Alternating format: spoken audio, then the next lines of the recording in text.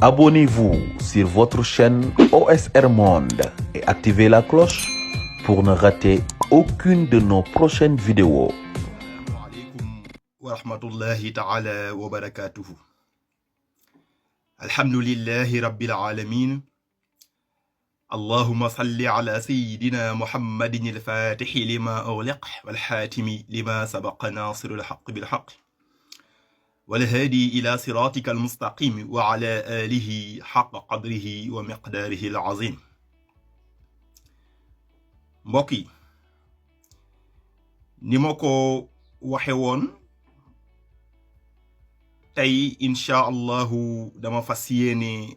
waxtaan ak yéen ci ñetti poñ bu njëkk bi mooy kàddu yi nga xam ne ay kilifa wala ñu siiw ci réew mi yëkkati nañ ko te mu mën a yàq askan, taalum réew, ñaawal diggante. ñaareelu poñ bi mooy loolu Ousmane Sonko ak ñi mu àndal ci liggéey tuddee système ak doxalin bi nga xamante ne moo ko war a soppi ngir jariñu askan bi. ñetteel bi mooy lan moo tax ndaw ñi ak doomi réew mi nekk sa bitim réew ak lenn ci jigéen ñi ak lenn ci kilifa diine yi ak boroomi xam-xam yi ak ñi nga xam ne bokk nañ ci ñu yor réew mi ànd ak doxalinu Ousmane Sonko. ndax itam dafay am solo ñuy andi ay leeral, ndax su kàddu yi waroo, doxalin yi jaxasoo rek, moment bi nga xam ne am na ñoo xam ne dañuy jug si li ma yaakaar ngir taal réew mi, ñun nañu def lañu man incha allahu mooy taal xel yi. ndax itam xel mu sell, xam-xam bu yaatu te wér, xarañte, gëm yàlla, jub, fulla ak fayda ak jom ak tabe mooy doxal réew te it si lañ ko war a mën a yore. Mes très chers compatriotes, le messager de Dieu, paix durable et salut éternel sur lui, nous a enseigné que face aux dérives verbales d'un incrédule, la meilleure démarche que l'on doit adopter est de ne point répondre. Vous avez remarqué qu'il y a quelques semaines, le ministre de l'Intérieur, durant une période de crise, s'est permis de s'adresser à la nation sénégalaise et à la communauté internationale en évoquant des forces occultes dont les actes sont qualifiés de terroristes. Il a menacé d'identifier ces forces, de les arrêter, de les poursuivre et de les traduire devant la justice. Il s'est même permis de donner des leçons de morale aux parents et certainement à des personnes qui sont plus intelligentes, plus compétentes, plus honnêtes que lui, malgré le respect que nous avons pour lui. Vous avez également entendu le ministre de la Justice qui s'est exprimé à travers un média étranger pour considérer que la plupart des manifestants étaient des jeunes des écuries de lutte qui s'étaient habitués à des séances d'entraînement et à des combats de lutte hebdomadaires. Il a dû présenter ses excuses à l'association des lutteurs en activité qui avait même prévu de déposer une plainte contre lui. C'est ce même ministre de la Justice qui s'est rendu au nord du pays pour dire dans la langue locale que les actions qui ont été récemment menées sont conçues, organisées et coordonnées par un groupe dirigé par Ousmane Sonko pour nuire à la religion islamique, à la stabilité et à la cohésion sociale. Vous avez également entendu Madame le ministre des Affaires étrangères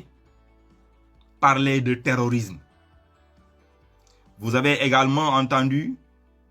le président du Conseil économique, social et environnemental parler d'actions insurrectionnelles. Vous avez entendu un journaliste que je considère comme un mercenaire, un homme du système, qui a évoqué des affaires ethniques pouvant engendrer une guerre civile. Voilà, mes chers compatriotes. Voilà, Sénégalaises et Sénégalais de l'intérieur et de l'extérieur, la gravité des propos tenus par des hommes et des femmes à qui nous avons confié la destinée de cette République. Nous exprimons notre désolation et je profite de cette occasion pour inviter les jeunes à faire preuve de plus de sérénité et de calme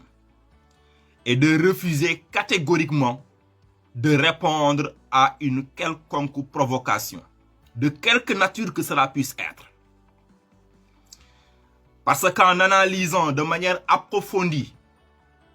ces propos, ces actes et ces démarches, nous pouvons croire qu'il peut y avoir la possibilité de verser dans des provocations afin de dire à la communauté internationale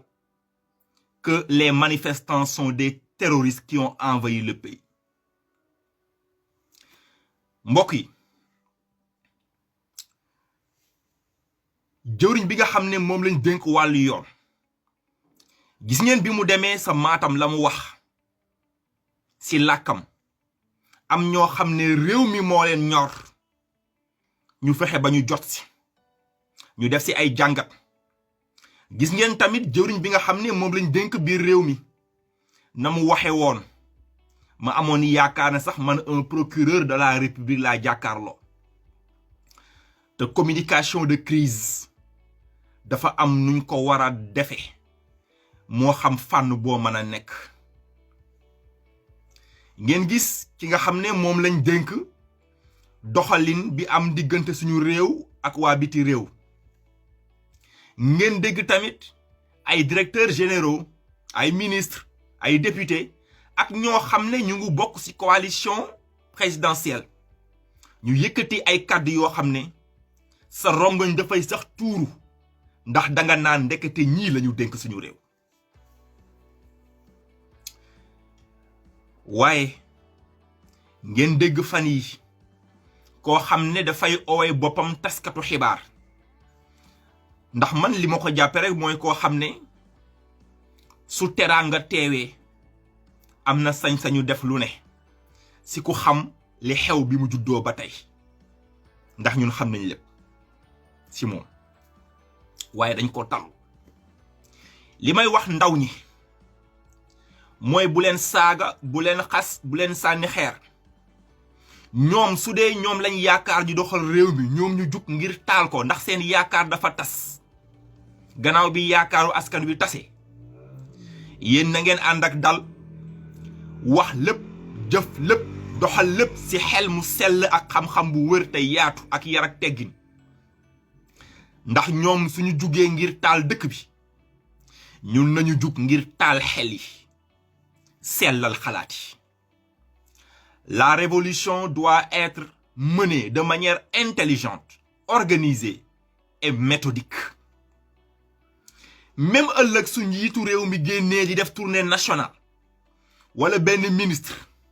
wala ay acteurs politiques yu bokk ci majorité présidentielle bi dama leen koy ñaan bu leen def dara loo xamante ne mën nañu wëlbatiku jaxase mbir mi ne waa kër Ousmane Sonko ay terroriste lañ ndax suñu demee ba réew ñu bëgg jaxase nit ñi di andi xeet naan ay joolaa ñoo doon def nangam di jaxase pël yi soninke yi mandeng yi séeréer yi wolof yi te su yàggee ñu jaxase tarixa yi jaxase diine yi bu leen ko nangu ndax itam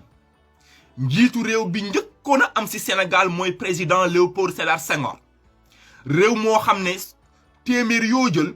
juróom-ñeent fukki ak juróom yi ay jullit lañ waaye chrétien moo ñu jiite ñun Sénégal masuñu am problème mu christianisme islam wala animisme problème mu murit tijaan laayeen xaadar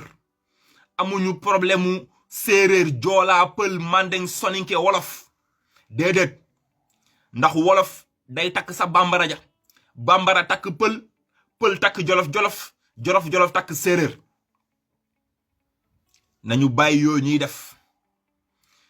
exemple yi ma mën a joxe bari na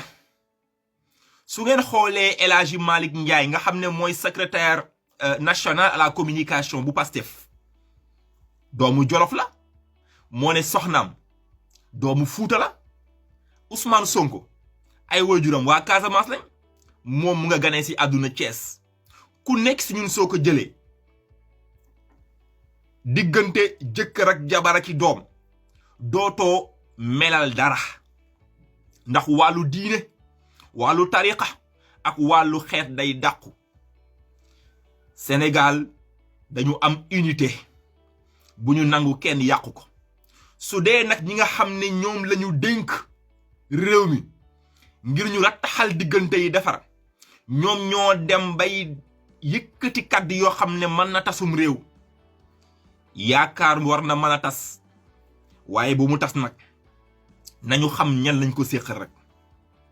bu ñu fàtte ne réew mi kilifa diine ñu ngi toog di observer yor seen kurus kilifa aada yi boroom xel yi boroom xam-xam yi ak ñi mat kilifa dëgg am taxawaay ñu ngi toog te am na benn nit yàlla bu waxoon ne radiyallahu taala anhu mim réew di Sénégal man na jaxasoo de waaye képp ku jóg ngir taal ko na nga yëg ne yaa ngi taal safara soo xam ne yaa si njëkk a dugg ba lakk te askan wi duñ si dugg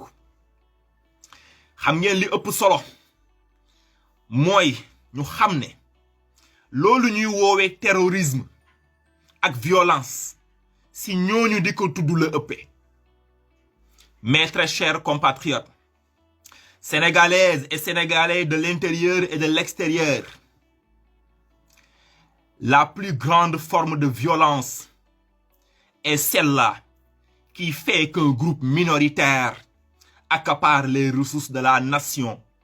au point qu'une seule personne puisse posséder des centaines de terrains, des centaines de maisons de luxe, des centaines de voitures de luxe, des comptes bancaires, autant pour moi, bien approvisionnés au détriment des préoccupations des populations. Le terrorisme, le véritable terrorisme, c'est le fait qu'un fonctionnaire de l'État ou un agent de l'administration ou un homme d'affaires puisse détourner les deniers publics, être au cœur de l'arnaque, du faux usage de faux en écriture, d'abus de confiance pour empêcher les citoyens d'accéder à des soins de santé, empêcher les enseignants d'avoir de bons salaires, empêcher les médecins, les militaires, les policiers, les gendarmes, les sapeurs-pompiers, les agents du secteur informel d'avoir une vie décente. Le Sénégal est un pays où une seule personne, parce qu'elle est tout simplement devenue ministre ou directeur général ou membre de la mouvance présidentielle, peut devenir multimilliardaire en quelques mois ou en quelques années. Alors qu'auparavant, autant pour moi, elle était dans l'incapacité de se payer le transport. Mbokk yi kenn ñaanul fitna am maa ngi oo ñëpp lu ñuy def ñu def ko de manière pacifique ndax réew mi ñoo ko moom waaye ngeen xam ne fitna bi ñuy wax violence dafa verbal dafa physique terrorisme yooyu xeet ngeen ñi dégg ñëpp ñi koy def mooy ñi aaki moo alalu réew mi ba da ngay am soxna mu war a matu nekk ci ay jafe-jafe courant amul fépp ñii di xiif ñii di mer moo tax njiitu réew mi su waxee ne jeunesse bi je vous ai écouté je vous ai entendu et je vous ai compris dama yaakaar ne dese na sax comprendre xam nga lan la war a comprendre mooy ne jeunes yi waxuñu dañoo xiif dañoo mar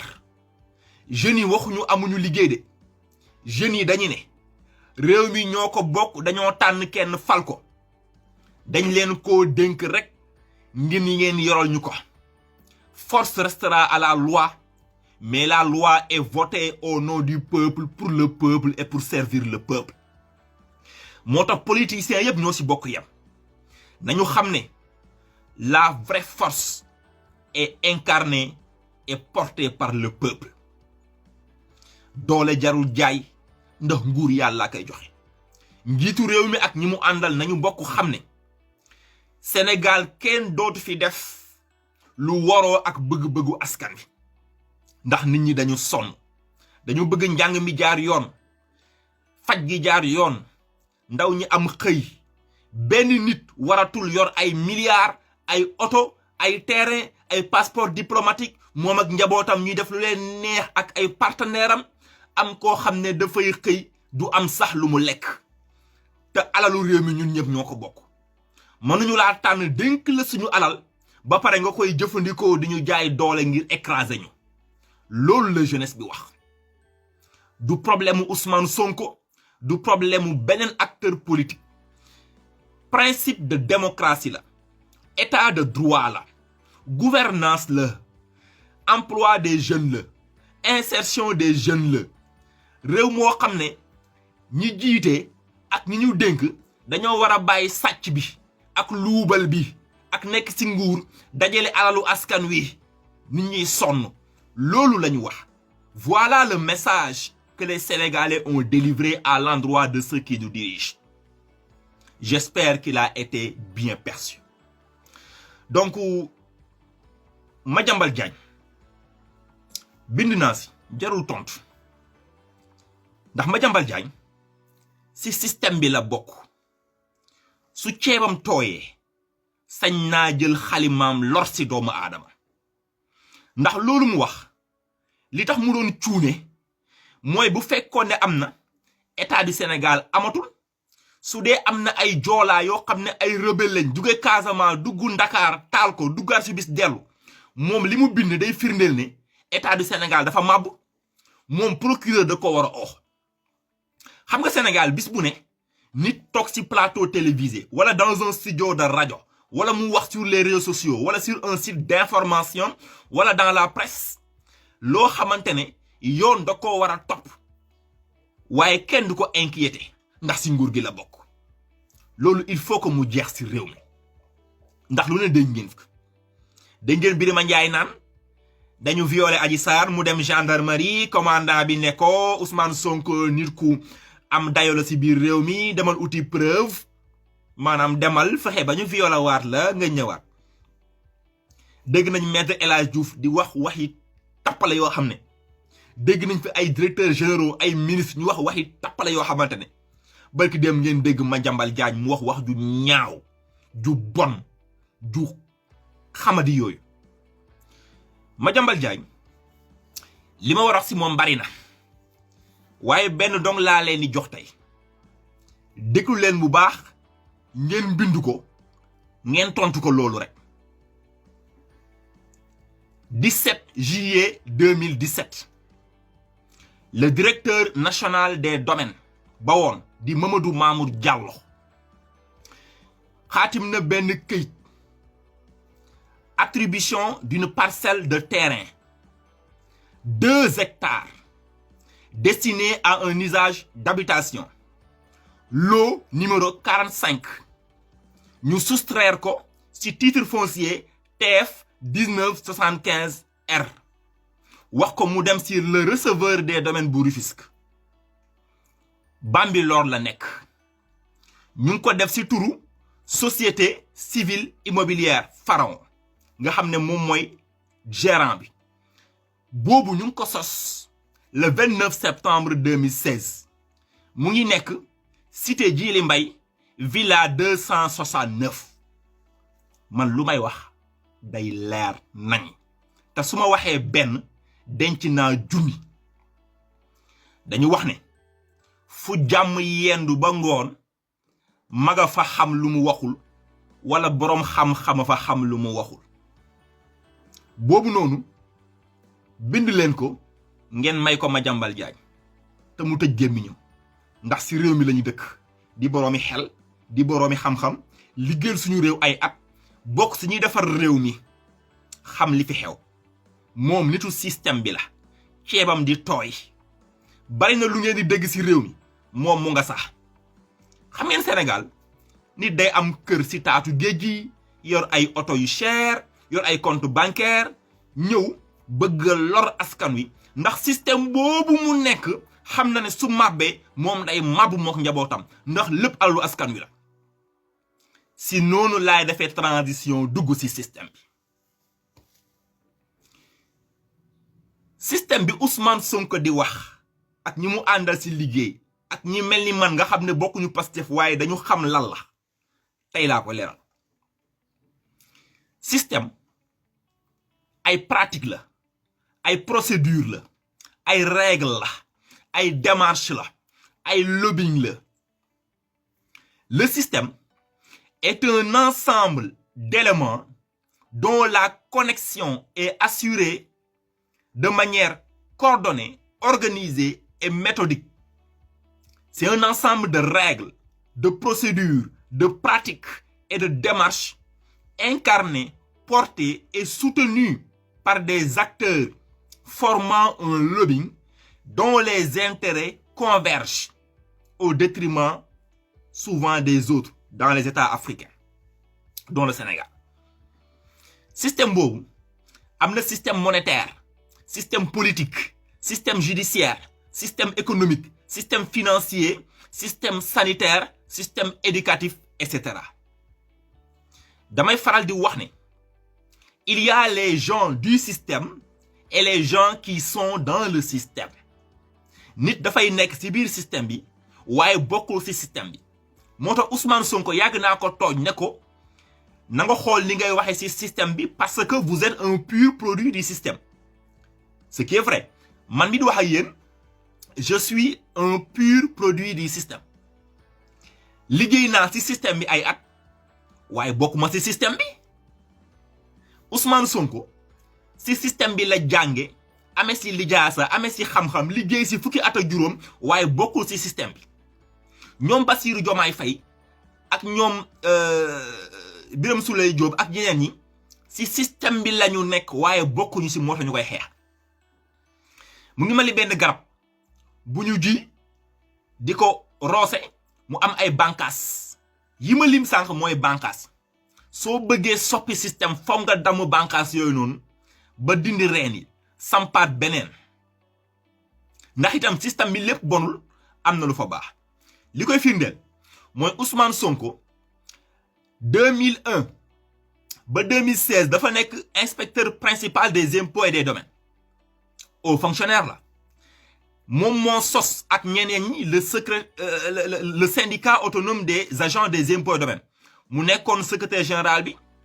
waxoon naa ko mujjoon nekk SG honoraire nekkoon na chef de brigade de vérification fiscale en charge du secteur immobilier nekkoon na auditeur au niveau de la direction du contrôle interne de la direction des impôts et des domaines waaye bi mu génnee gannaaw fukki at ak juróom dafa wax ne benn kër laa am wax fa mu nekk ñëpp xam nañ ko benn oto laa am masuma lekkal réew mi benn dërëm te ku xam leneen lu dul lii ñëwal fa la jub yem nañu waxante dëgg. gis ngeen Ousmane Sonko waxoon naa ko danaa ko waxaat ñi ko bëgg a yàqal dañoo mujjee ay gis ay mbiram defaru waxoon naa leen ne nit su la bëggee yàqal te yàlla àndu si day seetaan seytaane jay la si biir loolu yàlla wan la xarañu defaram si biir yàq Ousmane Sonko fuñ ko bëggee yàqal rek yàlla defaral ko en tout cas ba fii nii yàlla na yàgg ndax itam doomu réew mi la kenn waru ko sànk man mi doomu réew mi laa kenn waru ma sànk yéen ñii di ma suivre doomu réew mi ngeen kenn warul sànk kenn nañu toll yem nekk ci jàmm ku yàlla jox nguur mu jël waaye duñu éliminer kenn duñu sosal kenn duñu tuumal kenn politique waxoon naa ko ay xel la ay xam-xam la ay idée la ay stratégie la ay massification la ay mobilisation la ay discours la ay parcours la loolooy dëgg ay programme de développement la ay programme de relance et de redressement la waaye politique nekkul baayu jàmbur ndayu jàmbur jabaru jàmbur diw day naan sàngara diw am na benn gel fële loolu su yónneew man li ma gëm mooy Ousmane Sonko ku sell la ku jub la ku baax la ndax lan ba mu nekkee fa gaa yi sàcce sàccul ba mu nekkee fa gaa yi luubul te moo si gënoon a yey ndax la mu yoroon ñu dénk ko su ko neexoon tey mu yor ay milliards yi milliards xëy créer partem di financer partem waaye Pastef gàcce ngaalaama ñoom dañu am ay techniques et méthodes de levée de fonds pour financer leur fonctionnement looluy dëgg. Moi, j'aimerais bien voir tous les partis politiques du Sénégal en faire autant et veiller à déposer le 31 janvier de chaque année les états financiers. Loolu Pastef di def gars yi nag dañu waxante dëgg wax sa mbaaxu morom su yokkul sa mbaax du ko wàññi waay ñàkk ànd ak Ousmane Sonko si politique ak ñàkk bokku Pastef teewul may xool li baax si moom ma di ko wax nit ñi te looloy dëgg li ma wax mbindeef mënu ko weddi diggante asamaan ak suuf incha allah parce que loolu mooy li am lu ma leen wax c'est un élément vérifiable et vérifié léegi nag ñu xam lan mooy système bi par exemple su ma jëlee système monétaire les états membres de l'UEMOA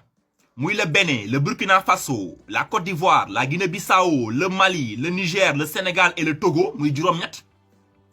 nga xam ne ñoo bokk BCEAO siège bi nekk Sénégal gouverneur bi nekk ivoirien pour des raisons yoo xam ne xëy na danaa si ñëwaat un jour réew yooyu dañu war a bàyyi seen réserve de change l'intégralité au niveau de la BCEAO te BCEAO dafay jël les 50% des réserves mu déposer ko auprès du trésor français loolu mooy la contrepartie de la convertibilité parce que France dafa garantir suñu monnaie moo tax bi ñu jugee ci franc français dem ci euro France moo xeex ngir garantir suñu franc CFA loolu nag ay mbir la système boobu noonu moo tax Ousmane Sonko di wax ci franc CFA li muy wax xam na ko ndax même bu fekkee defu ko ba mu yegg su ko fi yàlla tegee dana ko door ma jox leen benn exemple rek boo xam ne jarul may yaatal su ngeen jëlee la Sénélec nga xam ne moo ñu jox courant waxoon naa ne dafa am ay problèmes structurels ak ay problèmes conjoncturels li ñuy defaree courant fioul la te fioul c'est un produit dérivé du pétrole te pétrole unité de mesure bi mooy la baril te prix du baril day varier mën na nekk $37 jékki nekk $80 noonu la mën a wàccee tamit bu fekkee yow la ngay jënd mu ngi soqeekoo ci pétrole nga xamante ne prix ba day varier te amoo ci benn maîtrise amoo ci benn contrôle te yaa ngi jëndee ci dollar te avec la fluctuation monétaire dafa am lu ñuy wax les écarts de conversion actifs et passifs loolu dafay nekk sur les créances sur les dettes commerciales les dettes financières tey bu fekkee benn réew wala benn agence de développement wala benn banque internationale daf la lebal en dollar moment bi ñuy signé contrat bi $1 vaut 500 francs CFA mooy le cours dollar seen banque centrale agir selon les besoins du marché ba nga xam ne moment bi ngay fay $1 n'est plus égal à 500 francs CFA mais à 600 francs CFA bu boobaa su doon $1 milliard dootoo fay 500 milliards de francs CFA waaye 600 milliards de francs CFA ngay fay di nga yokk téeméeri milliards loolu am na lu ñuy def ci wàllu police d'assurance pour sécuriser ko mais gis nga loolu il faut que nit ñi xam ko benn exemple laa joxe rek waaye am na yéen moo tax Ousmane Sonko di wax naan le système de la dette faw ñu soppi ko ndax balaa ngay leb day fekk nga soxla ko waaye la nga soxla day méngoo ak bëgg-bëgg askan wi te ka lay lebal du moo lay joxañ la ngay def ndax itam suñu réew yi xam nu ñuy doxee dañaan mën naa lebal 1000 milliards waaye 1000 milliards yi da nga ciy defar benn train express régional wala benn BRT wala benn autoroute te nga jox ko suñu société noonu lay doxee loolu tax Ousmane Sonko wax loolu ne balaa ngaa leb da nga koy soxla te soo lebee da nga koy def ci soxlay askan wi te nga fexe ba am monnaie boo xamante ne fay ba du andi jafe-jafe wala sooy jëli dara bitim réew di ko andi ngir defar ko fii ci biir réew mi contrat yi dafay nekk contrat yu baax te exemple yi bari na système politique bi xool leen tey njiiti réew day bëgg dara joxoñ ko ndayu penc réew ma ñu voté ko moo tax ñu wax la majorité mécanique loolu système bi la su ngeen demee États-Unis gis ngeen le président Donald Trump il a failli être destitué chambre des représentants su fa jigoon ñu dem Sénat rek mën nañ koo wàcce États-Unis mën nañu wàcce seen njiit su dee nekkatul di doxal la tax ñu fal ko ndax daa war a méngoo bëgg-bëgg askan moo tax su ngeen demee ci constitution américaine au niveau du 25e amendement section 4 dafa wax ne njiitu réew mi waxuma la mu dee waxuma la mu démissionne waxuma la dara dal ko loo xam ne mëntu def dara mais suñu gisee ne nekkatul di jël ay décisions yoo xam ne dafa conforme ak les besoins attentes et exigences des Américains et qui répondent à la politique américaine respecter constitution bi vice-président bi dafay oo gouvernement bi si la majorité d'accord dañ koy wàcce teg ko ne les services secrets dem na ko monsieur le président kaay toog nii di lekk di naan te bàyyi ñu doxal réew mi vice-président prête serment ñu continuer loolu système politique la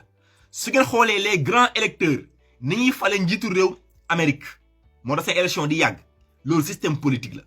su ngeen xoolee le congrès nga xam ne il y a la chambre des représentants et le sénat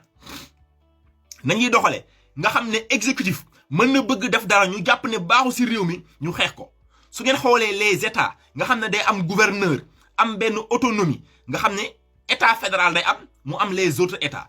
yooyu yëpp système politique la Sénégal dañu war a soppi système boobu noonu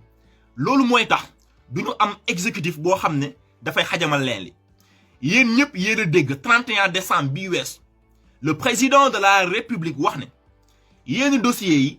su si procureur jotee su informer ministre de la justice man lay informer te su ma informer su ma xamee ne lii su wëyee mën naa taal réew mi ma teg ci sama conc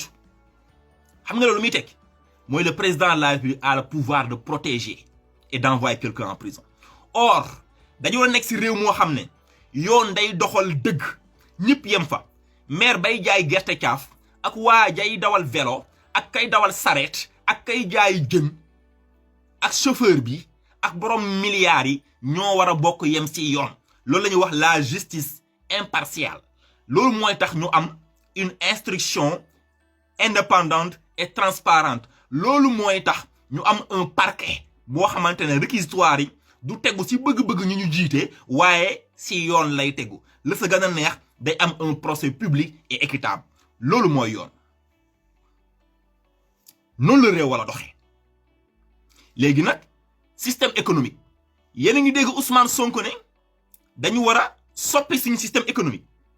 am na benn bis man maa ko seetaan ndax man lu xew ci réew mi ak bitim réew daf may intéressé mu laaj ministre de l'économie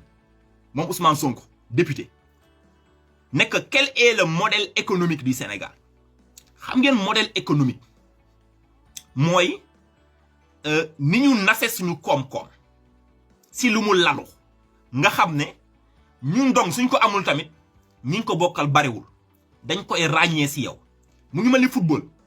dafa am projet de jeu am système de jeu am plan de jeu su ngeen jëlee Manchester City wala FC Barcelone wala Bayern de Munich wala PSG dañuy am système de jeu gis ngeen tey li ñuy wax attaque placée attaque rapide ak contre attaque xam ngeen contre attaque mooy équipe bi da lay bàyyi bal bi nga am possession ñu teg benn dispositif boo xam ne du ñu encaisser dañ lay contenir waaye suñ jotee bal bi ñaar ak ñett ñoo koy yor ak say camp dugal la su dee attaque rapide mooy dañuy jaxasoo léeg-léeg nga yor léeg-léeg ma yor mais fu ñu yore bal bi construction bi day gaaw du ëpp juróomi nit taf-taf ñu yegg say camp attaque placée mooy dañuy posséder bal bi gardien bi ba ci attaquant bi 11 joueurs yi yëpp ay mën a football am technique ba pare tactique dañ koy togg ci défense bi ba ci attaque bi en passant par le milieu terrain def ay passes en profondeur def ay passes dans le couloir ay retrait loolu mooy système koom-koom dafa am secteur primaire secteur secondaire secteur tertiaire secteur primaire su ma ko mënee tënk mooy suñu koom-koom ci li mu lalu nga xam ne yàlla moo ñu ko may muy nekk ci suuf wala ci géej wala ci àll ah wàllu mbay wàllu sàmm wàllu géej nga xam ne mën nga koo jëfandikoo noonu léegi Ousmane Sonko nee na dañu war a créer benn connexion entre le secteur primaire et le secteur tertiaire en passant par le secteur secondaire loolu mooy liy jóge ci suuf si ak géej gi dañ ko ak sàmm gi dañ ci war a jariñoo ni ko askan wi bëggee waaye tamit dañ ko war a togg ci ay usines ba nga xam ne ñun ñoo jox waa bitim réew ndax itam bitim réew dañuy ñëw suñu réew jël li ñu soxla yóbbu ko defar ko seeni usine dañu ko jaayaat alors que ñun war nañ mën a samp ay usines di ko defar réew mi am na mango am na bisaab am na màdd am na gerte et cetera ñun dañoo war a am diwliñ bu doy bay jaay diwliñ dañoo war a lekk mango ba doyal mu baax suñu yaram ñu defar ay jus de mangue am bisaab bu doy suñuy jën ñu koy lekk di ko jariñoo waaye defar ay pot sardine di ko jaay lii Auchan am ñun ñoo am ay grande distribution grande surface yoo xam ne ay doomu réew mi ñoo ko moom loolu mooy dëgg préférence locale expertise locale Ousmane Sonko loolu lay xeex moo tax ñu naan rebelle la terroriste la salafiste la jihadiste la yu fu dof yooyu Ousmane Sonko di ku am diine am jom sell jub ba mu nekkee fa nga xam ne gars yi dañuy tibb waxuma sàcc de dañuy tibb moom tibbul Ousmane Sonko est-ce que am na passeport diplomatique yaakaar naa day demander visa comme gars yi de Ousmane Sonko soo ko fëggee jamono ji est-ce que am na 1 million bu bat boo xam ne moo fa mool bu xob Ousmane Sonko xam ngeen ne ñàkk xaalis mu ngi sant yàlla nag am na lu mu surloo mais xam ngeen ne bañ a mel ni gars yi moo tax amul benn kër gu yaatu médecin bi naan ko fi ngay def natation ci piscine bi am ay appartement privé am kinésithérapeute bu koy seet si muy dem New York Washington Ousmane Sonko même soo àndul ak moom nangul ko li ko yàlla may man loolu ba tey daf maa jaaxal fukki at ak juróom inspecteur des impôts et domaines chef de brigade de vérification fiscale en charge du secteur immobilier auditeur interne à la direction des impôts et des domaines war a mën a yori milliards comme gars yi def nañuy def yow nga ne ba may génn ci fonction publique 200 000 laa yor sama compte 292 734 fexeel nañ ko ba sonn kenn mësu koo dindi waa Sénégal yéen ñi bañ Ousmane Sonko yéen ñi contre Ousmane Sonko yéen ñi koy ñaanal mu dee sax xanaa su ngeen waxalee yàlla nangul ngeen ko dara am na xel am na xam-xam am na fit am na fulla am na jom bëgg na réew mi masu fee sàcc masu fee luubal léegi nag su dee pexe yi daa jeex bañ naan laal na ndaw seek laalu ko gars yi loolu débat ah gars yi loolu du débat Ousmane Sonko laal na ndaw si wala laaloo ndaw si na ma baal si li ma koy waxee parce que dama bëgg nit ñi comprendre loolu du débat te suñ yoon new si man Ousmane Sonko day naan sàngara wala day dem sa mbedd may taxawaalu sama yoon nekku si dëgg la rek si quelqu'un aspire à diriger la nation il doit adopter des comportements exemplaires te exemplaire weesuwul gars yi saaxee alal réew mi yow nga ne damay jubal dem leen laaj ministère des finances et du budget laaj leen ñi nekk ci nguur gi laaj leen ñi nekk impôts et domaines laaj leen ñi nekk trésor laaj leen ñu nekk dans le secteur privé kan mooy Ousmane Sonko neexul ba neexul nañu bàyyi doomu jàmbur man bugguma ku ñuy néewal doole bugguma ko surtout koo xam ne dafa tegu ci yoon bi waaye ku Sénégal war nga am yaakaar ci waajo waay donc Ousmane Sonko est un produit du système. Il a étudié dans ce système, il a travaillé dans ce système, il était dans le système, mais il n'est pas du système. Kooku na leer waaw am na ñoo xam ne ñooy jariñu ci mbir mi askan wi di sonn ñoo nekk système bi gis ngeen système boobu noonu mën nañ koy changer moom la ñëpp gis seen bopp te dëgg la dañ ko war a soppi ma jeexal ci système bi yéen ñëpp yéen a déggandoo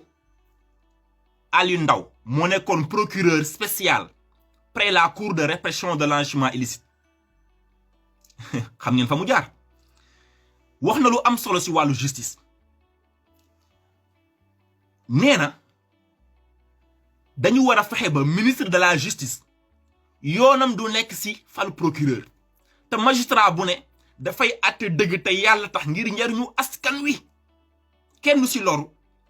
te du xalaat ne mën nañ koo def dara am na lu wax nag le ministre de l'intérieur nee na ko Antoine président Macky Sall moo njiitu réew mi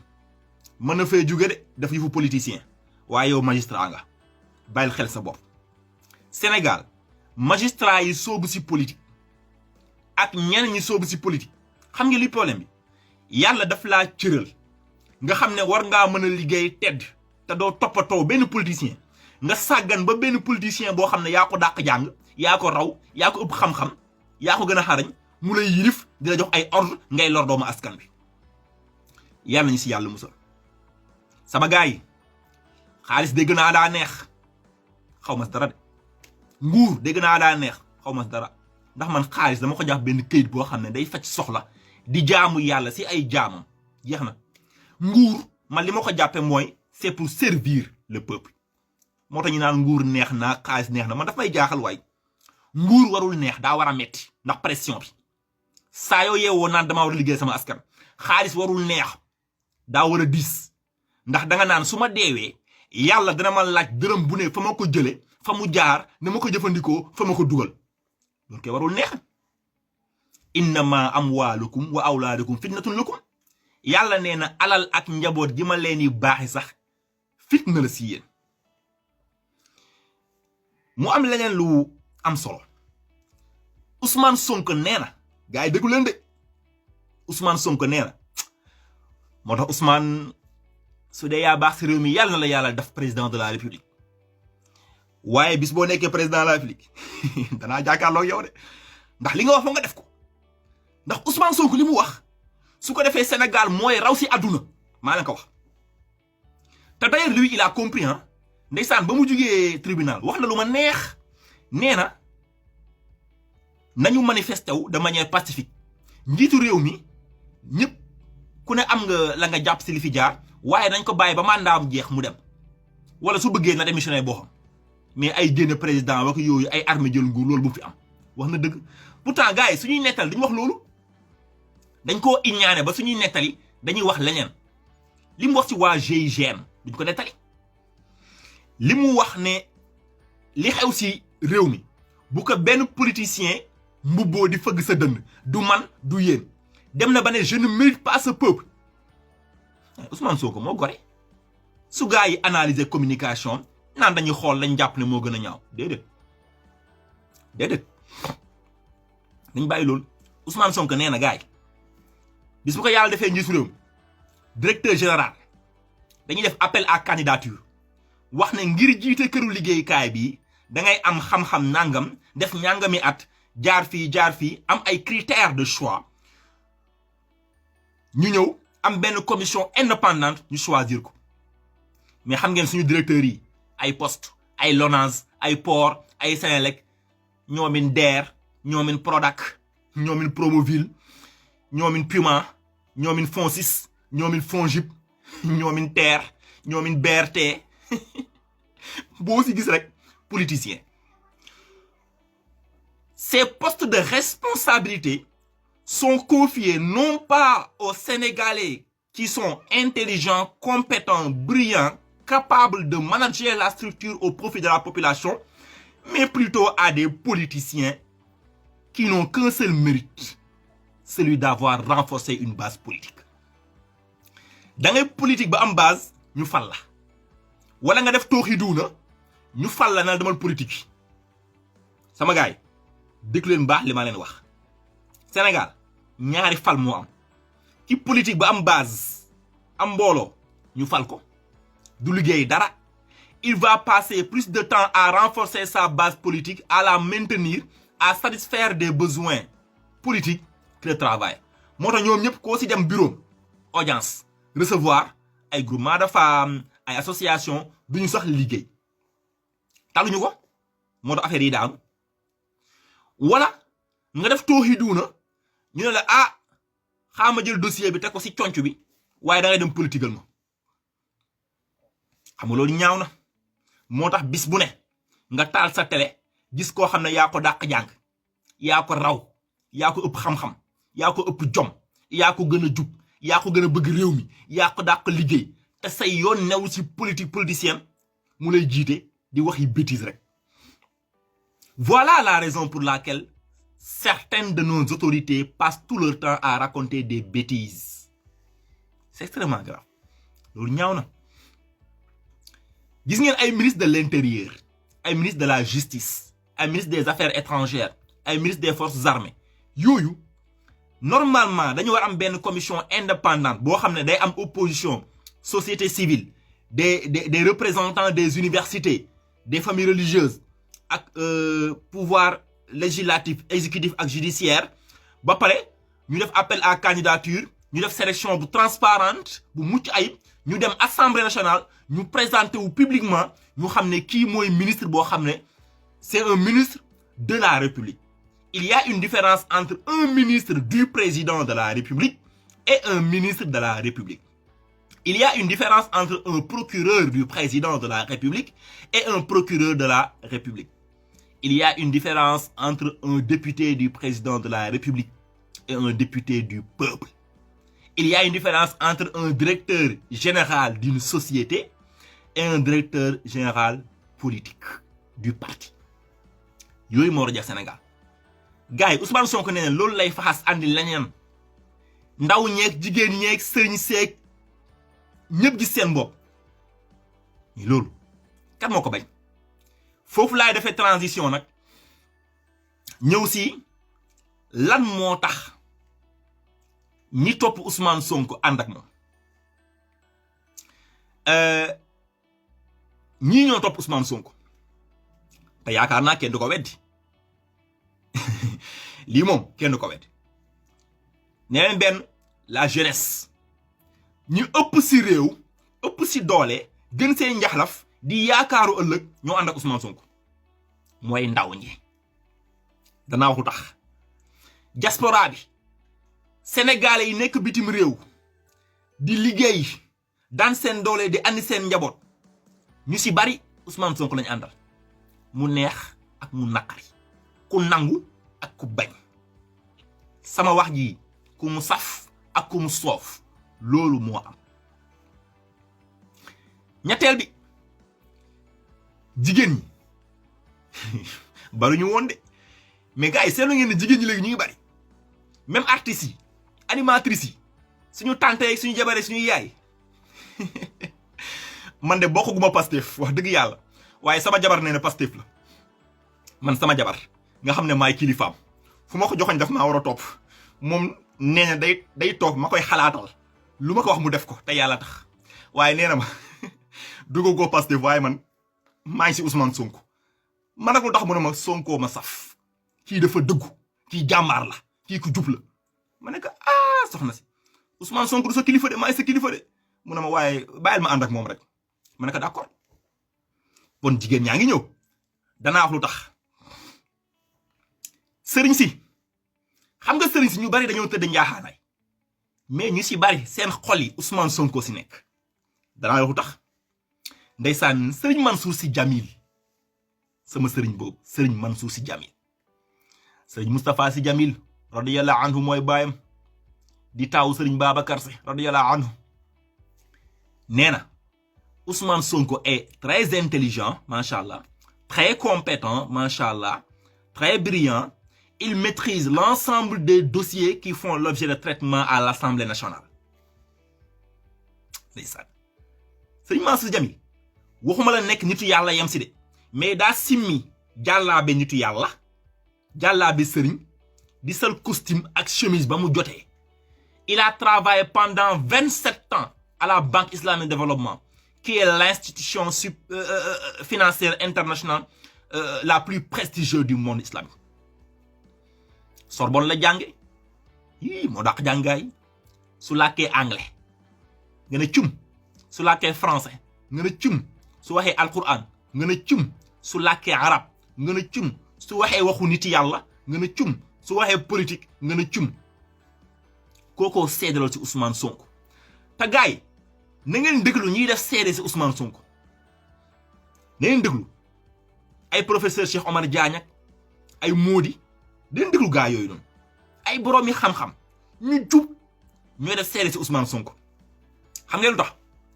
ku baax mën a ràññee ku baax ku jub moo mën a ràññee ku jub waaw dafa am solo su ngeen gisee ma sonn parce que jeunesse bi laa bañ ñu détourner leen damay bañ jeunesse bi ñuy guux seen xel dama bëgg ñu xamal seen bopp ba pare def seen choix loolooy am moo tax étudiants yi ak élèves yi nañu bàyyi xel bu baax li may wax léegi nag ma càmbar ko damay tàmbalee ci kilifa diine yi xam ngeen lan moo tax de plus en plus kilifa diine yi di yokk seen cofeel ci Ousmane Sonko lenn rek la du ñaar du ñett lenn la jub waaw xam nga nitu yàlla daa bëgg ku jub moo tax Serigne Habib Sy di doomu Alaaji Abdou Aziz Dabakh radiyallahu anhu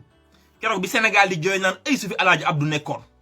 wax na ak assemblée nationale wax ak gouvernement bi wax ak justice wax ak syndicat yi wax ak ndaw ñi wax ak jigéen ñi wax ak politiciens yi dëgg la noonu la ko daan defee waaye keroog doom wax na te su doom waxee moom moo wax moo tax keroog le porte-parole des émissaires des familles religieuses sax doomu Alaaji Abdou la sëñ Mansour sëñ Habib dafa wax ne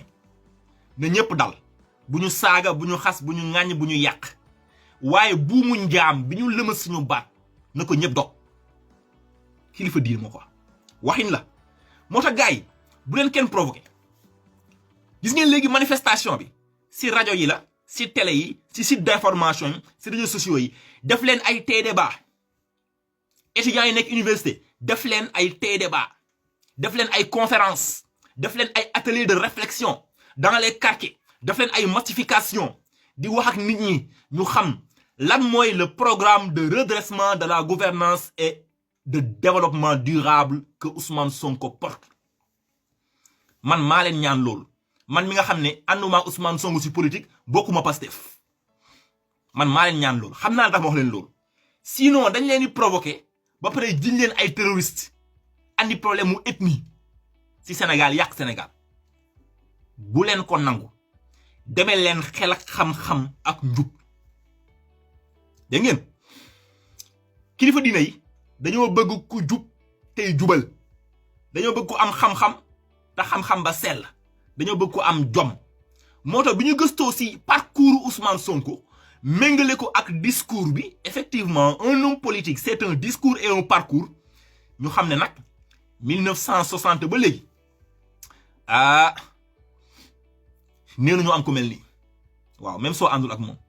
te gars yi parfois am ñuy méngale Mamadou Dia ak Ousmane Sonko est-ce que xam ngeen ne bi ñu libéré Mamadou Dia gannaaw bi ko Senghor tëjee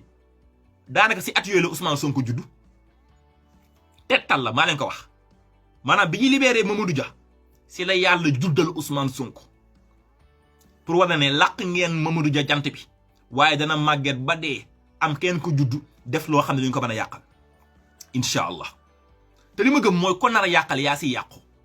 parce que coow li bari na dégg naa sax benn kilifa naan non Ousmane Sonko moom na génn xelam si élection présidentielle 2024 ma ne ko waay yow mbaa di nga fekkee 2024 yéene néeg la boroom a say fanaan su matul moom du fekkee 2024 man mi di wax ak yéen wóoruma ndax danaa yendu wóoruma ndax dinaa dee balaa vidéo bi di jeex ndax sama bakkan bi si loxo yàlla nekk yow ngay toog naan 2024 li yàlla bëgg mooy am li gaa yi bëgg du am yaa ngeen ma dem si jigéen ñi xam nga te jigéen ñi bëgg Ousmane Sonko ndax jeunes yi ñoo dem seeni yaay seeni jabar seeni tanta seeni bàjjan seeni maam ne leen hee su ngeen bëggee réew mi soppiku jaar yoon ba ñun ñii li ngeen amul woon ñun ñu am ko ànd leen nag ki ñu àndal mooy Ousmane Sonko moo tax yaay yi bàjjan yi tanta yi soxna yi mag yi rakk yi cousine yi ànd ak Ousmane Sonko wax nañ dëgg xam ngeen lu tax diaspora bi ànd ak Ousmane Sonko parce que ñoom dañoo tukki xam ne la ñuy wuti bitim réew su amoon Sénégal du ñu fi génn xam nga dem bitim réew si neige bi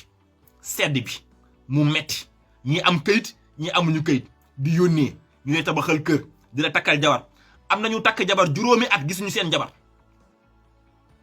man am naa benn étudiante boo xam ne nee na juróomi at a ngi gisul jëkkëram mu ngi bitim réew ba mu tukkee lañ ko may waaw wax na ma ko te am na ñu may jabar ñu ñëw joteeg seen jabar dellu seen doom juddu bay dox gisuñu ko WhatsApp rek dafa metti ñooñu dem bitim réew gis réew yooyu ni ñu tabaxee seen réew ba ñu am koom-koom te xam ne ñoom dañuy ñëw suñu réew jël suñu alal dem yóbbu ko di leen ko joxaat ñoom ñu xam ne suñu defaroon réew mi nañ ko war a defar ñoom duñ soxla tukki moo tax le discours de Sonko le parcours de Sonko et le projet de société de Sonko ak ñi mu àndal dafa séduire la diaspora loolu mooy dëgg parce que li Sonko di oote dafa méngoo ak ñoom li ñuy dund te mooy dëgg lan moo tax ñoom ñi nekk bitim réew tubaab yi ñëw di ñu nax di jël suñu alal te ñoom la ñuy uti lu si bari daanaka fii la jóge Sénégal am na or am nañ géej jën yu baax am nañ jant am nañ àll am na ñu am xel am na ñu am xam-xam ñu xarañ am nañ ay ndaw am nañ ay jigéen am nañ ay nitu yàlla am nañ gaz am nañ pétrole am nañ fer am nañ zircon am nañ phosphate am nañ gerte am nañ fruit am nañ légume suñu suuf nangu na laa ilaha illa allah ba tey mënuñoo développé gars yi jugu leen waaye jugu leen bu leen ko nangu bañ leen ku leen bëgg a détourner lii ma lay wax nii mooy dëgg te yéen a ma ko gën a xam loolay dëgg léegi nag ma dem si boroom xam-xam yi beaucoup d'intellectuels de ce pays soutiennent Ousmane Sonko discrètement man maa leen ko wax waaw waxati na bind leen lu ma leen wax bind leen ko beaucoup d'intellectuels de ce pays soutiennent Ousmane Sonko et la plupart d'entre eux le font discrètement xam ngeen lu tax parce que soo dee intellectuel si biir réew mi suñ xamee ne ànd ak ñoom dañ lay liquider dañ lay faagaagal xanaa xamoo leen man mii mën naa dawal sama oto ba si yàgg ñu saboté ko ne damaa accidenté fekk dañ maa kil mën na ñoo jël drogue ak yamba def ko sama oto de man trafiquant la mën nañ kidnappé sama doom mën nañ maa mystique mën nañ maa accusé de viol def ma lu ne réew mi bugguñu ko baax moo tax intellectuel yi di làqatu ñu bari am nag ñuy waxal ñeneen ñi c'est ça la vérité parce que intellectuel yi dañoo xam ne li Ousmane Sonko di oote ak waa Pastef loolu moo méngoo ak ñoom seeni gisin te noonu la réew mi war a doxee moo tax ñu koy jàppale te su ngeen seetloo gars yi nag neexu ba neexul nañ ko nanguwaay Pastef amul cuune de man bokkuma Pastef mais je reconnais l'entourage de Sonko non ay cadres supérieurs ñoo fa nekk de l'administration comme du secteur privé moo tax même bi ñuy def seen opération de levée de fonds bi gars yi def nañu lépp pour faqatal leen on a même menacé de dissoudre Pastef gis ngeen de non vraiment dafa neex quoi waaw moo tax bëgguma kenn liquider ko quoi waa ji dafa baax si réew mi macha allah Ousmane Sénégal bëggoon naa mu am junni Ousmane Sonko de ni ma bëggee mu am ay Youssou Ndour ay Serigne Mboup ay Bougane Gueye Dany ñooñu maanaam homme d'affaires yoo xam dañuy créer ay emploi ay self made men noonu laa bëggee ku mel ni Ousmane Sonko dafa am solo. am nañu naan Ousmane Sonko mooy espoir Ousmane Sonko du espoir de il est le porteur d'un espoir boobu mu ngi si man mënoon naa ko porter waaye moom la ko yàlla baax mu ngi si entourage Ousmane Sonko mu ngi si gars yu bari nekk si biir réew mi ba si kilifa diina yi waaye moom moo ko incarné avec son courage moo tax il faut le protéger. Je vous invite à protéger Ousmane Sonko man maa leen ko wax et je sais de quoi je parle. C'est un patrimoine national. Ne laissez personne le briser. Oui, dans la discipline, dans la sérénité, dans le calme, en menant des actions pacifiques, mais de manière ferme, intelligente, organisée et coordonnée. bàyyi leen ñeen ñu taal dëkk bi ku ko nar a taal yaay tàkk ñun nañu taal xel yi. Les cadres supérieurs. Mais gars yi est-ce que xam ngeen ne il y a beaucoup d'agents de l'État yoo xam ne ñu ngi liggéey ci nguur gi Ousmane Sonko la ñu àndal xam ngeen lu tax parce que dañoo nekk ci biir système bi waaye bokkuñu ci système bi war a màbbal système boobu noonu Ousmane Sonko fël di ko incarner ñu ànd ak moom ñii fës nañ ñii fësuñu waaw j'en connais ñu bari te ñi ànd ak Ousmane Sonko di ko nëbb du sax nëbb sax waaye dañuy moytu rek moo ëpp ñi fësal moo tax nañu moytu nañu bàyyi jàmbur réew mi nekk ci jàmm nguur yàllaa koy joxe te nag wax dëgg yàlla Ousmane Sonko baax na sim réew waaw baax na sim réew man lu mën a def sama yoon nekku ci dégg nga xam ngeen lu ma intéressé il est très intelligent il est très compétent il est brillant il est intègre il est honnête. Il n'a jamais volé, il n'a jamais détourné, il n'a jamais été escroc, il n'a jamais corrompu, il n'a jamais été corrompu. te nekkoon na fa gaayee tubbe ay milliards dama koy répéter loolu la dugg ci xelu jeunes yi seen alal yi saax-saaxee ba tax amoo leen xëy sonn Ousmane Sonko dafa nekkoon fa nga xam ne mënoon na ci tubb mu yomb ci moom mu ne maa lànk seet naa sama digganteeg yàlla xool naa éthique xool naa déontologie waaye di ci jiitu mooy xool naa sama bàmmeel kooku ko joxum réew dana ko defar c'est ça la vérité. Sénégal mënoo nekk un fonctionnaire de l'État am téeméeri oto téeméeri kër yor passeport diplomatique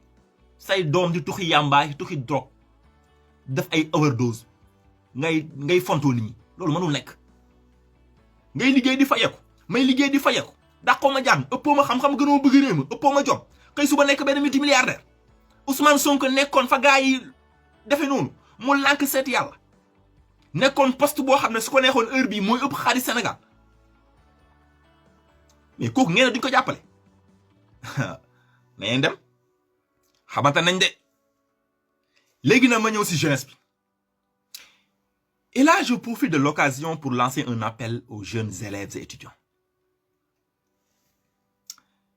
Élèves yi étudiants yi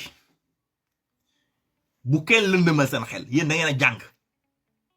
xam ngeen ne mbir mi ni mu war a doxee wàllu njàng wàllu faj wàllu cosaan ak aada wàllu tàggat yaram wàllu koom-koom wàllu dem ak dikk su ngeen bëggee génn am liggéey bu baax am mérite Ousmane Sonko li muy wax dëgg la. Vous êtes des milliers à avoir obtenu vos diplômes et vous n'avez toujours pas pu intégrer une organisation. Yéen jeunes yi bis bu na ngeen jàng am seen diplôme gis benn politicien boo xamante ne du dara nekk ci koñ bi di sol yére yu rafet gaare oto parce que politicien la yow nga jàng ba am say diplôme 6 ans à l'école élémentaire 4 ans au collège muy 10 ans 3 ans au lycée muy 13 ans pour am licence nga yokk ci 3 ans gars yi est-ce que xam ngeen ne pour am licence il faut étudier pendant 16 ans pour am master 2 il faut étudier pendant 18 ans nit jàng ba am diplôme maanaam si ku master redoublé gis benn politicien boo xam ne lu mu wax du dëgg naaféq la sàcc la wurujkat la bëgg la féete kaw bu leen ko nangu. Il faut que loolu ñu soppi ko te Ousmane Sonko su ngeen ko xoolee di ngeen xam ne la muy woote dëgg la. jeunesse bi ñu si bari dañoo juddu entre 2000 ak léegi wala dañoo juddu entre 80 ak léegi. xam nga 1960 ba 1981 président Senghor moo fi nekkoon 1981 ba 2000 président Abdou Diouf gars yi dañoo ñëw xool tamit fukki at ak ñaar yi fi président Abdoulaye Wade nekk ñu jàngat système bi xam ne ña nga xam ne ñoo tolloo woon ba ñu am indépendance dañ ñoo raw ba man ñoo may am ñoo xam ne ñoo leen rawoon dab nañu ba raw ñu ndax lan anam bi ñu yore suñu réew moo tax ndaw ñi ñoo mujjee judd te ñi mujjee judd dañoo bëgg mbir mu soppeeku. xam ngeen lu ñu bëgg mu soppeeku mooy nga toog ci quartier bi am jom war a am méritu bokk ci ñi defar réew mi benn waaye romb la yor téeméeri oto tabax téeméeri kër mook njabootam te yaa leen ëppale lépp lu baax fan la tegu. yéen ndaw ñi dama leen laaj lan mooy ndayu seen yaay sonn seen papa sonn seeni maam sonn seeni tàntaaki bàjjan ngeen am jom jaar fa ngeen war a jaar ba war a bokk ci ñi defar réew mi benn waaye def ay mitigam politique xëy su ba yor oto yu dul jeex ay tool ay kër wala nit koo xam ne chômeur la il ne travaille même pas yor xaalis. Sénégal ngay gis chômeur buy tabax kër Sénégal ngay gis chômeur buy dawal 4x4 Sénégal ngay gis chômeur bu am ay immeuble Sénégal ngay gis chômeur buy sol lu rafet lu mu soxla faj ko te kenn xamul fu muy jëlee xaalis.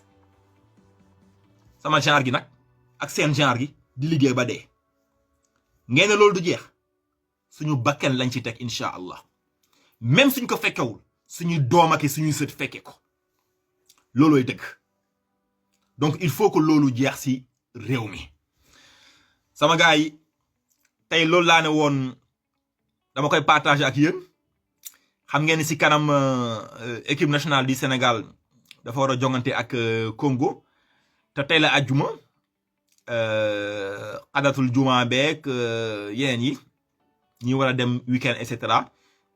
donc da ngeen may baal ma yemale ko foofu. gars yi affaire bi na wër àdduna parce que nit ñi dañu war a xam nañu taal xel yi. waaw nañu taal xel yi na xel yi tàkk su xel yi tàkkee rek gars yi xam am dëgër laay bàyyi leen ak seen yi tappale yooyu ñu ñu yor réew mi incha allahu taala. yàlla na sunu borom subhanahu wa taala sàmm ñu aar ñu suturaal ñu te defar réew mi. ñi bëgg a leeral yàlla na leer wàcc ñoom ñi bëgg a lëndëmal yàlla nañu lëndëm ñoom ñi bëgg a defar réew mi yàlla nañu jaare foofu defaru waaye ñi bëgg a taal réew mi ñoom yàlla nañu tàq. ñi bëgg a yàqal ay doomu aadama ñoom yàlla nañu yàqu. boroom xol yi iññaan yi soxor yi na ngeen bàyyi ak yàlla. ñi ñu dugal ci bureau ñu war a liggéey ngir askan wi dunde seen salaire jël milliardu réew mi yëpp aaki moo ko na ngeen bàyyi ak yàlla. nañ leen dem rek incha allahu réew mi yu bari dana soppeeku. nit nag su dee baadoo la su jubee gàccaam du arrière ndaw faw mu yegg fa. asalaamu aleykum wa rahmatullahi taala wa barakatuh.